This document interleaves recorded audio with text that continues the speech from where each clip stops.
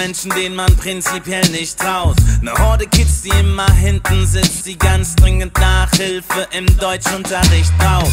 Die halbstarken Primaten der Kleinstadt, an die das Leben nur Arschkarten verteilt hat. Peripherie der Community, an der das Sozialsystem recht erfolgreich scheitert. Trotz alledem kommen sie sehr gut zurechten. Mit Änderungen braucht man eh nicht zu rechnen. Was soll der Stress um nen Eignungstest, wenn die Chancen auf Jobs sowieso viel zu schlecht sind? Die Eltern machen's ihnen vor, wie man aufgibt, weil jeder weiß, wie diese Scheiß-Story ausgeht. Denn Vaterstaat kommt es an den Start, wenn es knallt, weil ein Assi wieder austickt. Es geht an all die Loser.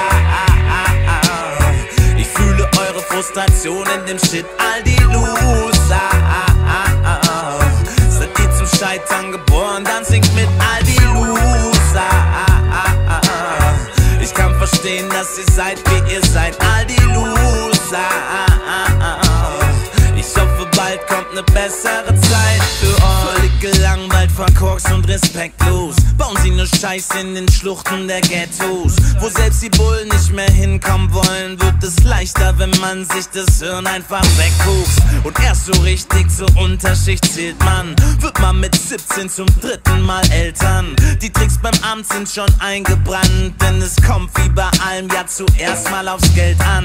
Was soll man denn von einer Jugend erwarten, wenn die Kommunen Jugendarbeit begraben? Sie schaffen Platz für stupiden Hass und Onkel Nazi empfängt sie mit offenen Armen.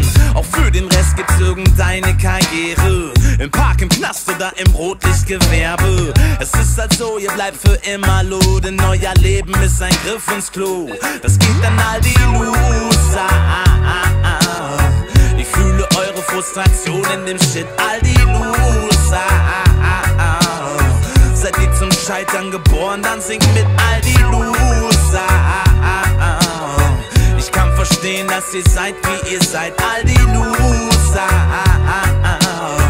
Ich hoffe, bald kommt ne bessere Zeit für euch.